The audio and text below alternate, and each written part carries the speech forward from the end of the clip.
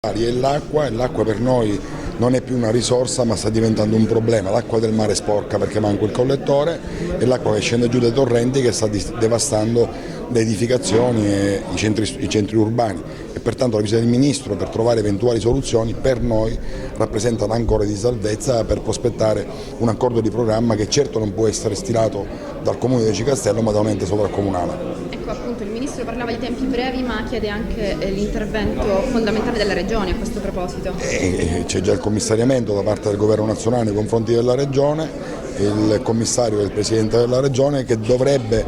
coordinare questi accordi di programma tra i comuni interessati. Noi siamo 5 comuni, Aci Reale, Aci Catena, San Gregorio e Valverde, messi insieme attorno a un tavolo per studiare le criticità, ancorché i comuni non hanno le funzioni professionali deputate a fare questo, non abbiamo le competenze e pertanto occorre che un ente, sarebbe opportuno per quanto ci riguarda la Speranza come il Ministero o la Regione, ci coordinino e avvino le programmazioni e le progettazioni per mettere in sicurezza la cittadinanza.